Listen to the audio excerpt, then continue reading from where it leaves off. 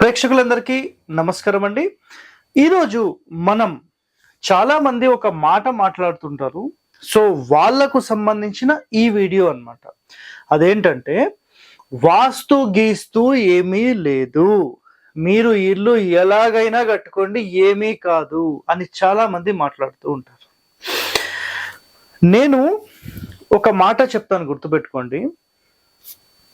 మన ఏపీ, తెలంగాణ కానీ దేశంలో కానీ ఎవరైతే original system of vastu, grammar of construction, స్థాపత్య వేదంలోని రహస్యాలు, ఆగమ శాస్త్రంలోనివి కానీ, అష్టదశ మహర్షులు చెప్పిన కొన్ని సిద్ధాంతాలను కానీ పాటించకుండా సొంత కవిత్వాలు, ఎవరో ఒక వాస్తాయన సొంత పరిశోధనలు చేశారని చెప్పి మొత్తం పుస్తకాలు ప్రచురించి సమాజంలో మొత్తం దాన్ని స్ప్రెడ్ చేసేసి ఒక రాంగ్ సిస్టమ్ ఆఫ్ వాస్తుని ఇంప్లిమెంట్ చేశారు.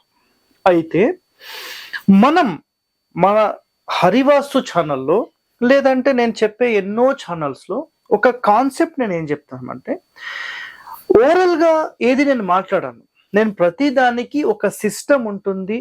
మన మహర్షులు చెప్పింది, దాని తర్వాత గురువులు చెప్పింది, వాళ్ళు ఆల్రెడీ అనుభవించి వాటికి సంబంధించిన సమాచారాన్ని నిక్షిప్తం చేసి గ్రంథాల రూపంలో మనకు అందించారు.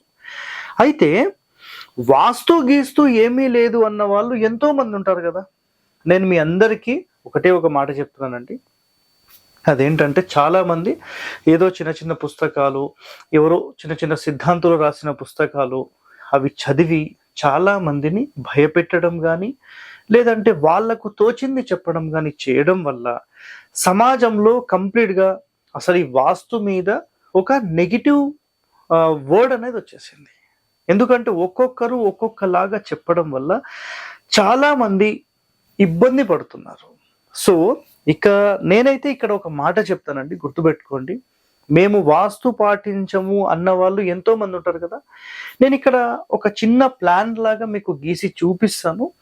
మీరు నిజంగా వాస్తు పాటించడం లేదు అంటే మీరు ఇలా ఏమైనా చేశారా ఒకసారి చూడండి. ఎందుకంటే వాస్తు అనేది ఒక systematic way of building construction and ఇల్లు ఎలా కట్టాలి, ఏ స్థానంలో కట్టాలి, సో ఏ విధంగా కట్టడం వల్ల ఆ ఇంటి గృహ యజమానులు లేదంటే గృహం సంబంధించిన దంపతులు, ఆ ఫ్యామిలీ మెంబర్స్ సంతోషంగా ఉంటారు, ఎలాంటి ఇబ్బందులు లేకుండా ఉంటారు అనేది ఒక సిస్టమ్ చెప్పబడింది. అయితే ఇంకొక ప్రశ్న రావచ్చు, సార్ మీరు చెప్పినట్టు కడితే ఇంకా సమస్యలు రావా? 100% సమస్య లేకుండా జీవితమే లేదండి. బట్ సమస్యలు స్మూత్గా వెళ్ళిపోవడానికి ఉంటుంది, హార్డ్గా వెళ్ళిపోవడానికి ఉంటుంది. సో ఒక మంచి వాస్తుపరమైన గృహంలో మీరు ఉంటే మీ లైఫ్ అనేది స్మూత్గా రన్ అవుతుంది. ఇది ఒక్కటే మీరు మైండ్లో పెట్టుకొని ఒక systematic way of building construction అనేది మెయింటైన్ చేయండి చాలు. సో ఇక్కడ చూడండి, ఇక్కడ మనకు ప్రధానంగా మనం ఇక్కడ ఏం మాట్లాడతాము అంటే వాస్తు గీస్తూ ఏమీ లేదని మాట్లాడతారు కదా. ఇక్కడ చూడండి, ఇప్పుడు ఒక ఈస్ట్ రోడ్ మనం తీసుకున్నాం. ఈ రోడ్ అయితే ఒక ఎగ్జాంపుల్ ఇది గృహం అనుకుందాం. ఒక ఎగ్జాంపుల్ గృహం, ఇలా గృహం కట్టినప్పుడు సరిగ్గా మన వాస్తులో ఏం చెప్పబడింది అంటే, మన మహర్షులు కరెక్ట్ ఇంటి మొత్తానికి మధ్యలో ద్వారము, ఒక 2 కిటికీలు అని చెప్పారు. ఓకే, ఇది వాస్తు పాటించే వాళ్ళకు. ఎవరైతే లోకల్ పుస్తకాలు, చిన్న చిన్న సిద్ధాంతులు రాసిన పుస్తకాలు ఉంటాయి కదా, సో చిన్న చిన్న సిద్ధాంతాలు అనుకోండి, చిన్న చిన్న సిద్ధాంతులు రాసిన పుస్తకాలు, సొంతంగా మేము వాస్తు పరిశోధన చేశాము అన్న వాళ్ళు ఎంతో మంది ఉంటారు కదా. అలాంటి వాళ్ళు రాసిన పుస్తకాలు చదివి ఏం చేశారంటే కంప్లీట్ ఈశాన్యంలోకి డోర్లు మార్చేశారు. ఓకే, మేము వాస్తు పాటించము అన్న వాళ్ళు ఈ తూర్పు ఫేసింగ్ రోడ్ ఉంటుంది కదా, వీళ్ళు ఏం చేయండి అంటే ముఖం, అంటే ఇది ముఖం కదా, డోర్ ఇక్కడ పెట్టకుండా ఇక్కడ పెట్టుకోండి. అప్పుడు నేను నమ్ముతాను మీరు ఎస్ నిజంగా వాస్తు పాటించడం లేదు. ఇదంతా గోడ కట్టేసేయండి, ఫ్రంట్ అంతా కట్టేసేసి ఈ బ్యాక్ సైడ్లో డోర్ పెట్టుకోండి. కిచెన్ ఏం చేయండి, ఇక్కడ పెట్టుకోండి, ఈశాన్యంలో తూర్పు ఫేసింగ్లో కిచెన్ పెట్టేసుకోండి. చూద్దామండి ఏమవుతుందో. వాస్తు పాటించడం లేదు అన్నప్పుడు ఇప్పుడు ఎంట్రన్స్ ఇక్కడ గేట్ పెట్టి ఇలా తిరిగి ఇలా వెళ్ళండి. ఇక్కడ మొత్తం దక్షిణంలో ఇక్కడ వాటర్ సంపు, సెప్టిక్ ట్యాంక్ ఇవన్నీ పెట్టేసుకోండి. చూద్దాం అసలు ఏమవుతుంది అనేది మాకు కూడా తెలియాలి కదా. వాస్తు గురించి మీరు నమ్మడం కోసం నేను ఇవన్నీ చెప్పడం లేదండి. అయితే మన మహర్షులు కొన్ని సిద్ధాంతాలను రాశారు. దేనికోసం? ప్రజలందరూ బాగుండాలి, వాళ్ళు ఆరోగ్యవంతులుగా ఉండాలి, ఎలాంటి సమస్యలు రాకుండా ఉండాలి, చాలా స్మూత్ లైఫ్ కోసం, ప్రశాంతంగా ఉండడం కోసం చాలా కండిషన్స్ చెప్పారు. అది మీరు దయచేసి అర్థం చేసుకోండి. ఓకే, సో అయితే వ్యతిరేకంగా మీరు అర్థం చేసుకోకండి, అది అక్కడ పాయింట్ అన్నమాట. సో ఇక్కడ చూడండి, ఇది ఇప్పుడు బ్యాక్ డోర్ గురించి మాట్లాడాను, టాయిలెట్స్ మాట్లాడుతున్నాను. ఒక ఎగ్జాంపుల్లో మీరు డోర్ ఇక్కడ పెట్టారనుకోండి, కరెక్ట్ ఈ బ్రహ్మస్థానంలో దీని ఆపోజిట్లోనే డోర్ పెట్టి ఇట్లా కమోడ్ పెట్టి చూడండి. మీరు నిజంగా వాస్తు పాటిస్తే యాక్చువల్లీ ఇట్లా పెట్టకూడదు అని ఉంది. సో మీరు వాస్తు పాటించట్లేదు కదా. సో మెయిన్ డోర్ ఆపోజిట్లోనే మీరు డోర్ పెట్టి దాని ఆపోజిట్లో టాయిలెట్ పెట్టారు అంటే మెయిన్ డోర్ నుంచి డైరెక్ట్ టాయిలెట్ కనబడాలి. చూద్దాం మీరు పెడతారో లేదో. మరి మెయిన్ డోర్ ఆపోజిట్ పిల్లర్ అని రాశాను అంటే ఇక చూడండి, ఫర్ ఎగ్జాంపుల్ ఎవరైతే మనకు వాస్తు పాటిస్తారో వాళ్ళు ఏం చేస్తారంటే మెయిన్ డోర్ ఆపోజిట్ మళ్ళీ ఇంకో డోర్ కానీ కిటికీ కానీ పెట్టుకుంటారు. మీరు ఏం చేయాలంటే మెయిన్ డోర్ ఆపోజిట్ ఇట్లా పిల్లర్ పెట్టేసేయండి. ఇట్లా పిల్లర్ ఒక 5 అడుగులు 6 అడుగుల డిస్టెన్స్లో ఒక పిల్లర్ ఏర్పాటు చేయండి ఇట్లా. ఓకే, ఎందుకంటే మేము వాస్తు పాటించట్లేదు అని చెప్పాలి కదా.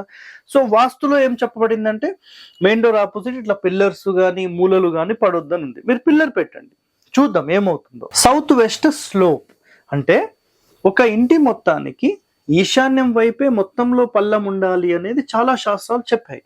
సో మీరేం చేయండి అంటే ఈశాన్యం ఎత్తుగా చేసేసి ఈ వాటర్ అంతా స్లోప్ అంతా ఇక్కడికి వచ్చేలాగా చేయండి. ఈ ప్లేస్లో నైరుతిలో ఇదంతా స్లోప్ చేయండి. దీన్ని సాధారణంగా అయితే భూత వీధి అంటారు. కంప్లీట్ అనారోగ్యాలకు, ఆస్తిపాస్తులు మొత్తం నాశనం అవ్వడానికి, మొత్తం రిలేషన్స్ డ్యామేజ్ కావడానికి, సో ఇది ఎంతో ప్రాబ్లమాటిక్ చేస్తుందని చెప్పారు. ఎవరైతే మేము వాస్తు గీస్తూ లేదు అని మాట్లాడారో మీరు ఏం చేయండి అంటే ఈ ఏరియాలో కంప్లీట్ స్లోప్ తీసుకొని రండి. ఓకే, చూద్దాం ఏమవుతుందో. Next main door opposite septic tank అన్నాను అంటే ఇప్పుడు మెయిన్ డోర్ మీరు ఇక్కడో పెట్టారనుకోండి, దీని ఆపోజిట్ ఇట్లా సెప్టిక్ ట్యాంక్ పెట్టండి ఈ ఏరియాలో.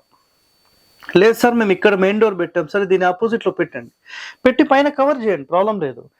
సో అట్లా పెట్టండి, చూద్దాం ఏమవుతుందో. లేదు ఇంకోటి, ఈ మెయిన్ డోర్కి మెయిన్ గేట్కి రెండింటి మధ్యలో ఇటు పెద్ద వాటర్ ట్యాంక్ కానీ వాటర్ సంపు కానీ పెట్టండి, చూద్దాం ఏమవుతుందో.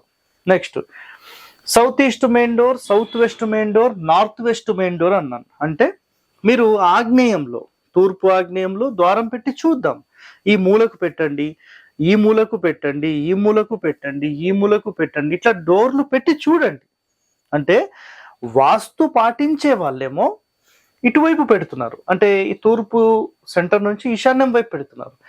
ఎవరైతే మేము పాటించము అన్నారో వాళ్ళు కిచెన్ ఈశాన్యంలో పెట్టి ఆగ్నేయంలో వచ్చేసేసి ఏం చేయండి, డోర్ పెట్టండి. లేదంటే దక్షిణ నైరుతిలో పెట్టండి, పడమర పూర్తి నైరుతిలో పెట్టండి, ఉత్తర వాయువ్యంలో పెట్టండి. పెడితే చూద్దాం ఏమవుతుందో. Okay, next main door opposite stove అన్నాం. సో ఇక్కడ సాధారణంగా మనం మెయిన్ డోర్స్ ఏవైతే తూర్పు నుంచి ఈశాన్యం వైపు పెడుతుంటామో ఇక చూడండి ఈ విధంగా మనం ఒక డోర్ పెట్టేసాం.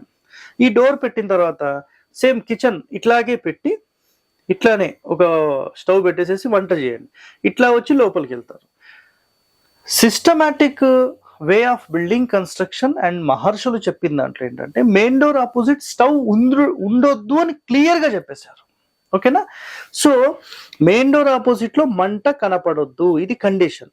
సో మీరు మీ ఇంటిలో వాస్తు గీస్తూ లేదు అని చెప్పిన మీ ఇంటి లోపల మీరు మెయిన్ డోర్ ఆపోజిట్ స్టవ్ పెట్టండి. అంటే డైరెక్ట్ స్టవ్ వంట కనిపించేలాగా పెట్టండి. ఇట్లా అపోజిట్, ఎక్కడో ఈ మూలకో చెప్పట్లేదండి, మెయిన్ డోర్ ఆపోజిటే ఉండాలి.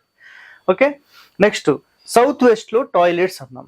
పూర్తి నైరుతికి టాయిలెట్స్ అండ్ దాని కిందనే సెప్టిక్ ట్యాంక్. ఈ ఏరియాలో ఇంటికి సంబంధించిన నైరుతి మూలలో, కుదిరితే స్థలంలో కూడా నైరుతి మూలలో సెప్టిక్ ట్యాంక్ పెట్టి చూడండి ఏమవుతుందో చూద్దాం. అదేవిధంగా సౌత్ వెస్ట్ లో టాయిలెట్ అన్నాం, పూర్తి ఆగ్నేయంలో పెట్టి చూడండి, పూర్తి ఈశాన్యంలో పెట్టి చూడండి, పూర్తి వాయువ్యంలో సెప్టిక్ ట్యాంక్స్ ఆర్ టాయిలెట్స్ పెట్టి చూడండి. వాస్తు పాటించే వాళ్ళేమో ఈ మూలలకు పెట్టరు. మీరు పాటించట్లేదు అని ఎవరైతే మాట్లాడతారో వాళ్ళు పెట్టి చూపియండి. ఓకే, నెక్స్ట్ గేట్ ఆపోజిట్ గుంట ఆల్రెడీ చెప్పేశాను. Septic tank, water and south. ఇక్కడ చూడండి, వాటర్ ట్యాంక్ కానీ అండ్ సెప్టిక్ ట్యాంక్ కానీ ఈ నైరుతిలో, పడమర నైరుతిలో, దక్షిణంలో సెప్టిక్ ట్యాంక్స్ పెట్టి చూపించండి అనేది ఇక్కడ ఒక పాయింట్. అయితే నేను ఒకటే చెప్తానండి, చాలా మంది ఒక్కొక్కరు ఒక్కొక్క విధానము, ఒకరు వచ్చి పగలగొట్టమంటారు, ఒకరు వచ్చేసేసి దాన్ని తీసేయమంటారు, ఒకరేమో గోడ తీయమంటారు, ఇంకొకరు డోర్ తీయమంటారు. అంటే ఎంతో మంది ఎన్నో రకాలుగా చెప్పడం వల్ల ప్రజలందరిలో కన్ఫ్యూజ్ అయిపోయింది. అసలు ఏం వాస్తాయని అమ్మ ఒక్కొక్కడు చెప్పి తలకాయ తింటున్నాడు. సార్, ఎవరైతే నిజంగా ఈ భావన ఉందో, ఒరిజినల్ శాస్త్రాలు ఏంటి, ఒరిజినల్ వాస్తులోని అంశాలేంటి మీరందరూ తెలుసుకోండి. ఒకవేళ మీరు నిజంగా ఎవరైనా పరిశోధన చేద్దాము అని భావిస్తే మా హరివాస్తు తరపు నుంచి కూడా మీరు పరిశోధన చేయొచ్చు. మాతో ట్రావెల్ చేస్తూ కూడా మీరు 100% చేయొచ్చు. సో ఇక్కడ వాస్తు అనేది ఒక systematic way of building construction. ఇది ఒక్కటి మీరు అందరూ తెలుసుకోండి. మీ ద్వారా 10 మంది బాగుండాలి. మన మహర్షులు చెప్పిన systematic way of building construction rules ఏవైతే ఉంటాయో అవి పాటించడం వల్ల మనం బాగుండాలనేది వాళ్ళ కాన్సెప్ట్. కాబట్టి ఎన్నో నియమాలను చెప్పారు. మీకు ఎంతవరకు సాధ్యమైతే అంతవరకు మీరు ప్రయత్నం చేయండి ఆ కండిషన్స్ అన్ని ఇంప్లిమెంట్ చేయడానికి. ఓకే, సో ఇలాంటి మరిన్ని రహస్యాలు మీరు తెలుసుకోవాలంటే మా ఛానల్ సబ్స్క్రైబ్ చేయండి. ధన్యవాదాలండి. Thank you.